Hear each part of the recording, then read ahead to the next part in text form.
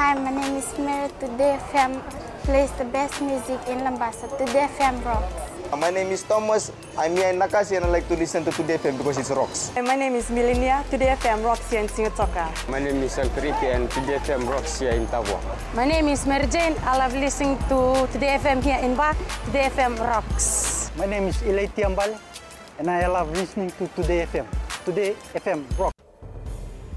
In the news tonight, AG signs terms of reference for elections observers. Surveyor shortage breeds bogus companies. And public warned of fake Red Cross canvases. From the studios of FBC Suva, Jackie Spate. Indication of the election date draws closer as the Election Minister Ayaz Said Qayyum today signed a memorandum of understanding with the Multinational Observer Group, which is co-led by Australia, Indonesia and India. Said Qayyum says these observers will ensure that a free and fair elections is carried out. Ali Kimbia with the story. Signing the Memorandum of Understanding with the various co-leaders of the Multi-International Observer Group, Said Qayyum says observers can also have the chance of observing the whole election process. So observers can actually start coming in now to see the political climate, the environment, the machinations of different political parties, all of that. Said Qayyum says it is vital that observers follow the terms of reference laid out for them. Observe and evaluate the nomination and registration of candidates and conduct of political parties as prescribed in the Fijian Electoral Act 2014. Electoral Commission Chair Suresh Chandra says the signing of the MOU indicates the rounding up of all election preparation before the writ is announced. This agreement has been in a timely manner in the sense that the election is about 2 to 3 months away. In the 2014 general election, there were 92 observers from 15 countries and with terms of reference laid out for them. Ali Kimbia, FBC News. The Fiji Institute of Surveyors says the shortage of legitimate registered personnel has led to an increase in bogus surveyors. According to the Institute, some of these bogus surveyors are operating their own companies and are taking advantage of the demand for these services. Pranita Prakash with the details. The Fiji Institute of Surveyors says currently there are 36 registered surveyors. With the practicing surveyors that are in place, yes, there is a shortage, especially with the senior surveyors, most of them they're well over their 55 and some still practicing at 70. The institute has received 13 complaints about bogus surveyors since last year. It's very easy to open a company and it's very easy to go and do jobs, but then at the end they don't complete the surveys, because they cannot sign plans, on their own. The Act requires that every survey document and survey plan has to be signed by a registered surveyor. The Lands Ministry is encouraging more surveyors to register themselves. We're internally looking at the processes in terms of how we can actually make it easier for a surveyor to be a proper registered surveyor, because they go through this process and it takes a few years. The Fiji Institute of Surveyors says Fijians have lost thousands of dollars due to bogus surveyors over the years. Fijians have been urged to seek the services of registered surveyors to carry out their work. Pranita Prakash, FBC News. There has been more revelation in the Fiji National University saga, whereby Nasinu student rep Elisapethi Tunamena is claiming that FNUSA President Ketan Lal is refusing to give them financial reports they have requested for, as a lot of things he has done has not been accounted for. Tunamena claims that Lal is corrupt and he needs to clear things for everyone. Lal says he will not comment on the matter as yet. Anna Ravula reports. The FNU student rep says that it's vital for the students to see the financial report from the FNUSA president so they can settle their grievances. It has to be resolved once we have the financial report, once we see the financial report, because that is the issue. All our queries will be involved in the financial report. Tunamena says they need clarification on where all their money is going. All of those matters that she raised were discussed at length in the meeting, which lasted 2 or 3 hours and was fully minuted. So all of those issues have been addressed some 5 or 6 months ago. No, it was not sorted. We came to the table of the registrar to sort out the issue, but the issue is our financial report, so it's not resolved. Thunamena adds that it's hard for any association in FNU to conduct activities as the FNUSA refuses to release any money. We hardly do any activity in Nasino. I'm talking from Nasino campus. And approximately there are 3,000 to 4,000 students enrolled per trimester. And we are all paying these fees. But the activities that we do per trimester, it doesn't tally up to the amount of money that is deducted from our from that $73. She further claims that FNUSA President Ketan Lal is corrupt. He is so much corrupted because he bribed 2 of our students. I can say that word bribe here. I'm a law student and I'm grounded with that word. FBC News spoke to Ketan Lal and he refuses to comment. However, will provide a statement later in the week. Ana Rovulo, FBC News. The Fiji Red Cross Society has launched its annual national appeal. However, they are concerned that some people are taking advantage of this for personal gains. The society has found out that in past years, impersonators have used this platform to pocket the money that was donated by the public, intended for a good cause. Kelly Vadala reports. Throughout this month, the Red Cross volunteers will be out in numbers collecting donations that will go towards providing immediate relief in times of disasters. Well, in the past years, we've had people who have managed to get hold of Red Cross cans and shake them in places that we don't normally shake cans in. Nainoda says 400 tins have been distributed and they're aiming to collect $30,000. The money is also used for the first response in the event of a disaster. They have pre-positioned containers. The volunteers are urging Fijians to be careful of impersonators when donating. Shaking cans is important because Fiji Red Cross has been doing this over the years. And it enables us to assist the most vulnerable in the communities. It's for a good cause, and it doesn't matter whatever you give. You can give $1 or maybe as low as 5 cents. The people are being reminded that the volunteers will be wearing Red Cross emblems and the tins they will be shaking have been numbered. The annual appeal ends on the 29th of this month. Kelly Vadala, FBC News. A number of employment issues were raised by Nandi residents today during consultations with Employment Minister Choneo Somate. The questions range from retirement and workers' compensation to the minimum wage. Felipe Naikaso reports. An issue about the retirement age back in 2009 was brought up by a former civil servant who questioned why he was served with an early retirement letter. The day I received my retirement letter was in July 2009, and it hurt me because I questioned the fact. Why was I given this letter? Because I was 56 and the retirement age was 60 back then. Responding to the query, Usamati said that at the moment, the ministry can only look into issues that date back to 6 years ago. I think that seeking legal advice, legal opinion is probably the best way forward when you through the Legal Aid Commission. But we will accept your letter. I can't promise you that I can do too much about it, but I'll accept it and I'll pass it on to the powers that need to have a look at your particular letter. Issues regarding overtime not being deducted were also raised. Working for at least 8 years in the company, all our overtime and double time payments we have not received. The issue is in the ministry and we are still waiting to be paid. Normally before what we normally do, we process on all the claims, but the directive from the Chief Tribunal is to process a single claim. Consultations were also held in Lautoka today and are expected to continue tomorrow in the Western Division. Felipe Naikaso, FBC News. Still to come, 6 police officers charged for crimes in August and bail applications sought by alleged human traffickers. Details after the break.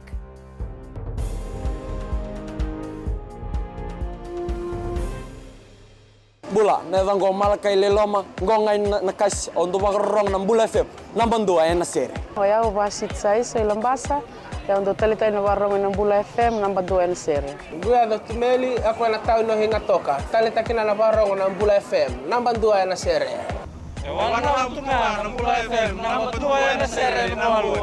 Naivengo fani na tau niongo singatoka kito ndo talita kana Bula FM namba 2 na sere. Bula FM namba 2 na sere.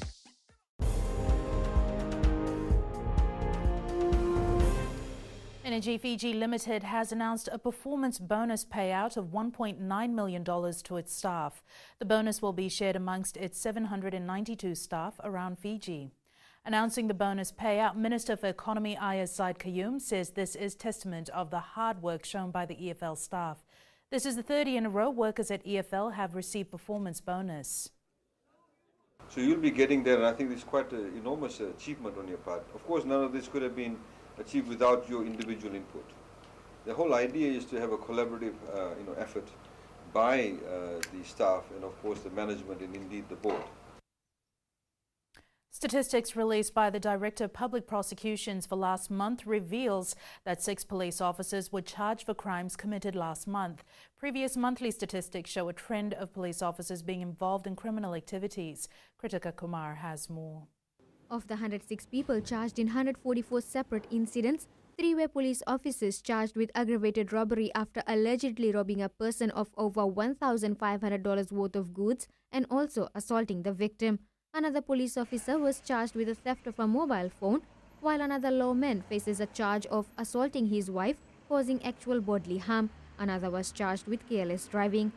Meantime, in another serious crime, a 38-year-old man was charged with the murder of his 35-year-old wife, and in a separate incident, a 26-year-old man was charged with the murder of a 48-year-old woman. There were 2 incidents of attempted murder. A 53-year-old man was charged with the attempted murder of his 43-year-old wife, and in another incident, a 33-year-old man was charged with the attempted murder of his 22-year-old girlfriend. There were 3 incidents where foreign nationals were robbed, and 3 incidents where police officers were assaulted during arrests. Kritika Kumar, FBC News.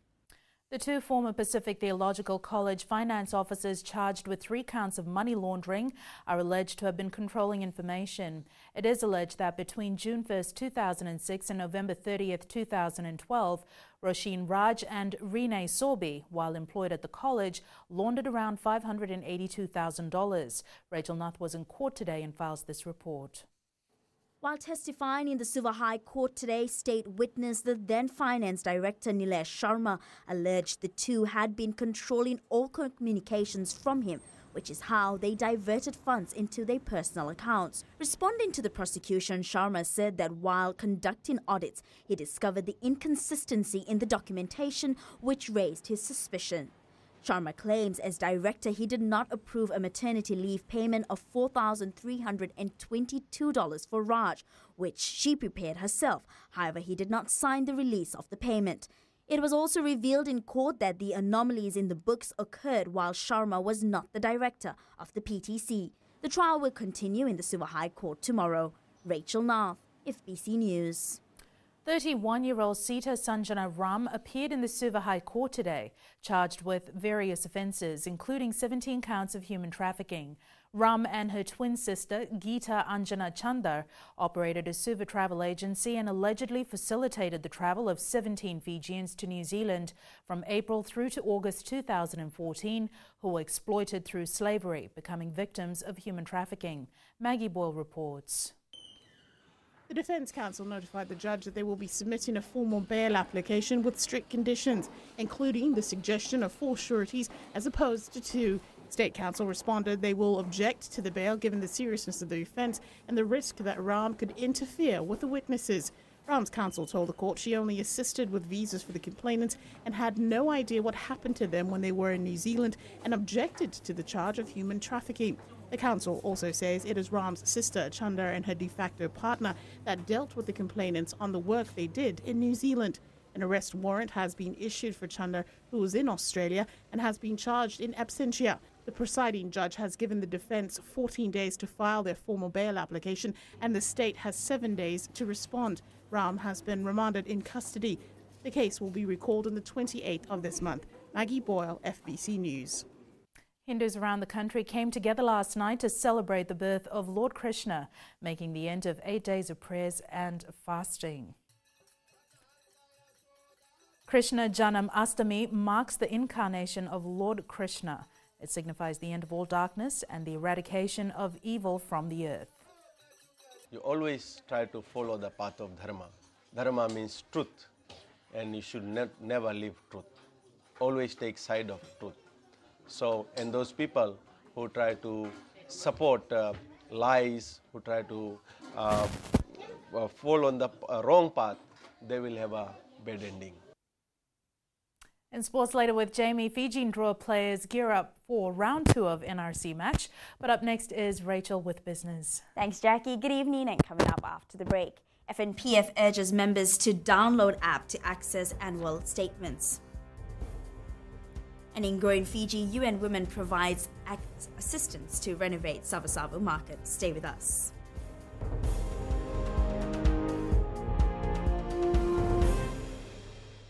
Lola, I am Eleanor. For the best classic hits, I only listen to Gold FM here in Singapore.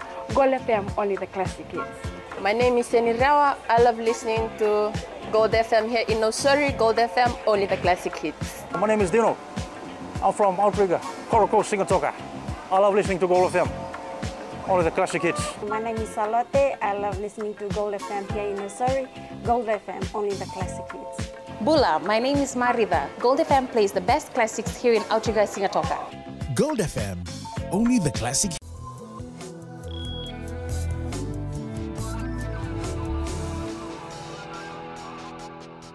In business tonight, the Fiji National Provident Fund urges its members to download the My FNPF app to view their latest annual account statements. So far, more than 10,000 members are actively using the app. Chief Executive Chachi Koroi says members can also print their statements from the app, reducing the need to physically visit the FNPF offices. Koroi says they had earlier highlighted that a lot of members are nearing retirement with low balances, and by giving them access to their accounts, they can plan their retirement better. While the FNPF will be distributing the annual statement soon, members are encouraged to download the app for quicker access. The New Zealand government has announced a $10 million broadcasting expansion in support for Pacific journalism. Foreign Minister Winston Peters unveiled plans for an enhanced free-to-air Pacifica TV service, affirming New Zealand's commitment to Pacific media. The expanded Pacific Corporation Broadcasting Limited service, valued at 10 million New Zealand dollars over 3 years, will include a dedicated Pacifica TV channel with New Zealand content, improving both quality and access for free-to-air broadcasters across the region.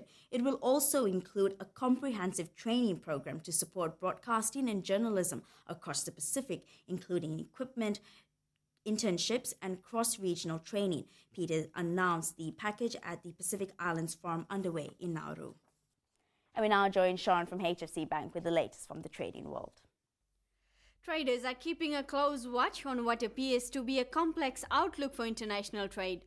Emerging markets were lower, with Argentina tumbling the most despite their effort to restore investor confidence.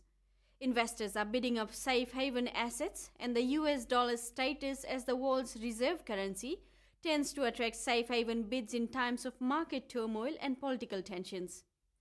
Meanwhile, Australia's current account deficit has widened to $13.5 billion in the 3 months to June. However, the Reserve Bank of Australia Governor Philip Lowe is expected to deliver his speech tonight. He will speak at the bank's board dinner in Perth, and traders will search for any clues of new information about the health of the Australian economy. And that's all from HFC Bank for now. Vinaka. Thanks, Sharon. Taking a look at the currency exchange rate set this morning for the Fijian dollar. Our dollar was on the rise against a number of currencies, including the US greenback, the New Zealand dollar, the PNG kina, as well as the Japanese yen. It showed only minor slippage against the other currencies we cover. As for the commodities market, the price of oil was up slightly, but holding steady around $70 per barrel. Gold was up as well to close at $1,201 an ounce, and silver closed at $14.50 an ounce.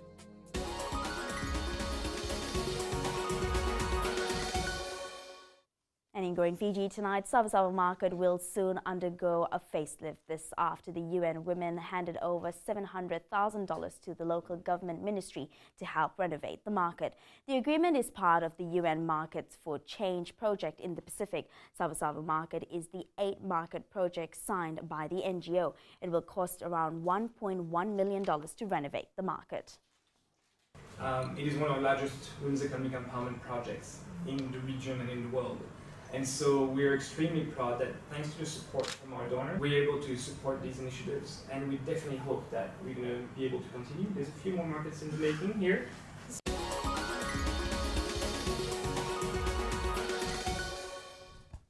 And that's business for tonight. Jamie joins you now with sports. Thank you, Rachel, and good evening. Up ahead in sports, Gamel announces a team for match against the Solomon Islands tomorrow. And Oceania Sevens tournament dates confirmed. This and more coming up.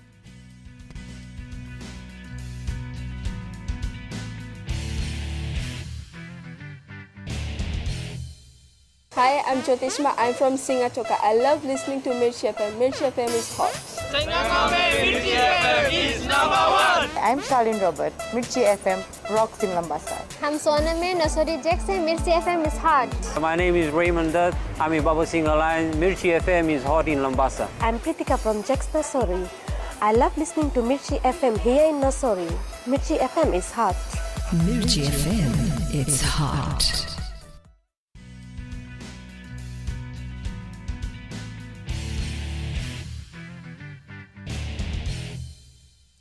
Vodafone Fiji football coach Christophe Gamel has named his 22-member squad that will play the Solomon Islands in an international friendly tomorrow, with the inclusion of England-based Scott Wara and New Zealand-based Roy Krishna.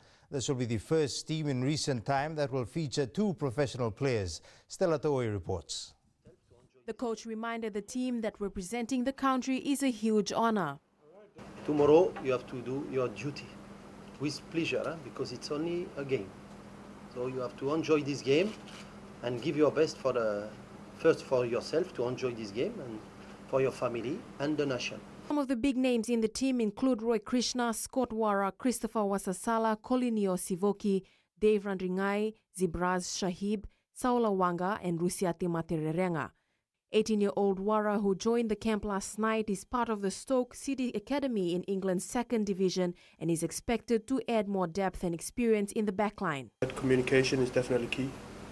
It's definitely something I'm good at back at home, so it's definitely something that I'll try and use in the game. There's other abilities that I have. I believe that Fiji will play the Solomon Islands at Suva's ANZ Stadium at 7 p.m. tomorrow. Stella Taoi, FBC Sports. We now join Meli Tavang, who's at the ANZ Stadium where the national football side is currently training. Meli, what's the latest? Yes, Jamie, I'm here at the ANZ Stadium, and it's the last training round for our national football side before they host the Solomon Islands tomorrow. And here with me tonight is Mr. Mohamed Yusuf, the Chief Executive for the Fiji Football Association. Bulavinaka, Mr. Yusuf. I believe Coach Gamel has named his 22-member squad, and it will be cut down tonight. Yes, thank you, Mary. Yes, as you all had at 1 o'clock, he named the 22, and they are now doing the final training session. He's now setting up the combination, and tonight when they go back, he'll name the 11 that will start and the 8 remainder of the reserves. But the public should be assured that the regulars like Sivoki, Dave, Redigai, Rawanga, Remori Takiata, Roy Krishna, Scott will probably start off with the first 11 tomorrow. And I believe Scott Wara, our overseas-based player Scott Wara and Roy Krishna currently here with our boys, and I believe they'll give a big boost for our national side tomorrow morning. Oh, great. Since their arrival last night, the whole mood, atmosphere in the camp has changed, because these boys have brought in professionalism. You'll see now the training, how they are dressed up with the socks up, and then professionally they're taking the training sessions. And the best part is that continuously talking to our youngsters in the camp, So there's a big morale booster. Scott is very talkative. He talks to his mates. He keeps on reminding you what the mission is and all that. So it's a great experience for our local boys. And for you fans out there, don't forget to tune in to our sister radio station tomorrow on Radio Fiji 2 as we will bring you the live commentary of the match. Back to you. The Fiji Airways Ndroa is working on a new game plan to overcome a strong Brisbane City lineup in the second round of the National Rugby Championship this weekend. The team held its first training session this morning following their opening 40-17 win over Melbourne Rising last weekend. Meli Tavanga reports. This weekend's match is another big challenge for the Ndroa as they're expecting a thriller. We'll try and review the game last week and look for areas that we can improve in our training this week. And also look at Brisbane City's game last week and try to put plans and tactics that we can also overcome them this weekend. He has also confirmed that some shadow players are training with the Ndroa. There might be injuries coming up. It's a very tough competition. That's why you always encourage them to attend all the DTs. Meanwhile, discipline is always an area of concern. To work on our discipline, especially on the ruck areas and overall, on the edge as well. The Ndroa leads the NRC points table with 5 points after the first round and will play Brisbane City at 3 p.m. Saturday at Lautoka's Churchill Park. Meli Tavanga, FBC Sports. The Nasinu Rugby Club has taken on the Underdogs tag heading into the Koroturanga Cup final on Saturday. The side, which outclassed Fire Wardens 26-13 in the semi-final last weekend, is expecting a tough match in the final against favourites, the Ratukandabulevu School All Boys team, who upset defending champions Police White in their semi-final matchup. We don't have to change a lot of things, not just to prepare well, and always in the final it's a different standard. It's always a hard game, so we have to expect that we'll play a hard game. We have to learn from our mistake this week. The Oceania Rugby Sevens Championship will be held from the 9th to the 10th of November. The event, which will be held at Subas Henzet Stadium for the third straight year, will feature 13 men's and 8 women's teams. Meanwhile, organisers are promising a little extra for fans and players at this year's tournament. The two-day event will, apart from the schedules, match schedules, will include side events, and these side events will engage the Sevens fans and the public alike. And we encourage you to watch this space when we make these announcements. Fasanok says sports federations will need to ensure the athletes are exposed to high levels of competition before going to the Youth Olympic Games. Chief Executive Lorraine Marsh says this is to ensure athletes are competitive and aware of what to expect at the Games. Fiji will be represented at the Youth Olympics in Argentina in athletics, badminton and table tennis. Athletics, understand that the athlete will be traveling to New Zealand for some competition. We had a badminton player also in New Zealand in a training camp. And table tennis. That's it from sports tonight. Join Angie later on with weather, and in the world of the weird and the wonderful, a look at Madagascar's incredible stone forests. That's coming up.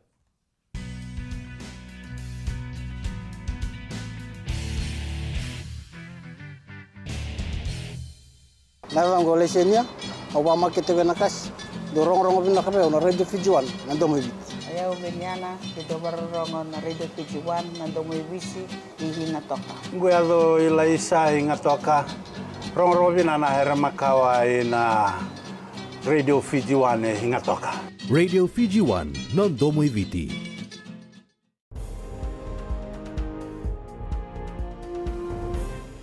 In new media tonight, the Lenovo ThinkPad X1 Extreme looks like a flagship business laptop, but it's more than that. Weather time now with Angie.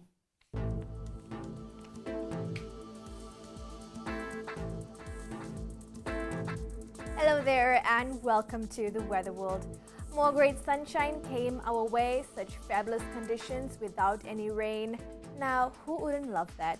It was quite humid than the usual heat. Well, sunny days are back. Taking a look in the west, the sunny weather is typically continuing here. Eastwards from Peck Harbour to Suva, it was muggy. Expect light showers later tonight. And up north, sunny spells were quite comfortable. If you are planning on a trip over to the northern side, you will definitely love the sunshine. At sea, southeast winds gusting to 20 knots, moderate seas. For the tides, high tide at 1:36 a.m. with low tide at 6:10 a.m. Sunrise at 6:11. For tomorrow, this great deal of sunshine is set to continue, interrupted by few light drizzles. Tomorrow's temps, this time around, Babasinga town, Lambasa will raise the humid level to 33 degrees. And looking further on to Thursday, there's a band of showers in store and we might see showers rolling in for many areas of the country. And that's all from the FBC Weather World.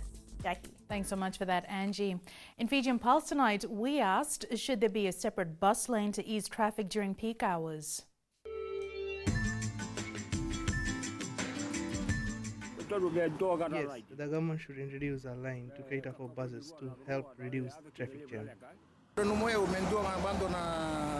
I think all buses should use one lane so that it does not increase traffic jam every morning and every afternoon. There should be a separate line because most of the time we have seen that these bus drivers, they just stop even where there is no bus stop. Easier for us to work, for example, for us employment coming in the morning, it shouldn't be a problem to the traffic as well when there's only one lane. For me, yeah, possibly it is easy to have two lanes. There should be a separate lane for buses because sometimes we see there is a problem, always been a problem. People are late to work and school children are late to work because of the queue. I think it's supposed to be a separated line because it's cause traffic most probably in the morning. Yes, I think there should be a separate lane because it'll ease the traffic. So, because there's a lot of cars now.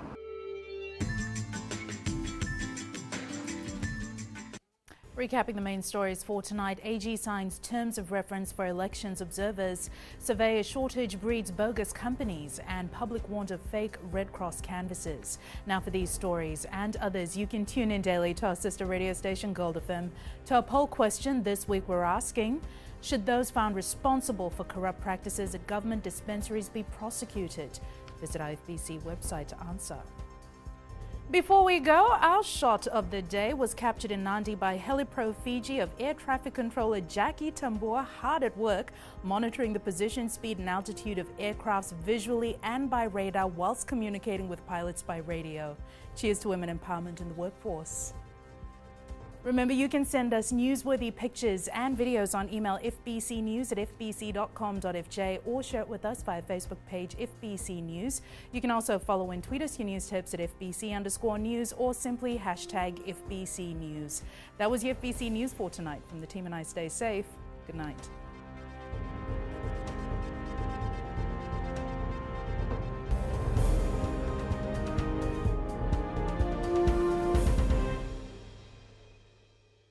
मैं नवनीत नंद नंबुआ लुम्बुआ से। जैसे trainee north मशहूर है वैसे radio Fiji 2 भी सभी जगह मशहूर है। रेडियो फीजी 2 देश की धड़कन। सीमा नकाशी से मैं रेडियो फीजी 2 पसंद करती हूँ सुनने के लिए। रेडियो फीजी 2 देश की धड़कन। मैं हूँ अंकल किंग सिंगाटोका टाउन के टैक्सी ड्राइवर। जैसे रग्बी फेमस है वैसे रेडियो फीजी 2 फेमस है। रेडियो फीजी 2 देश की धड़कन।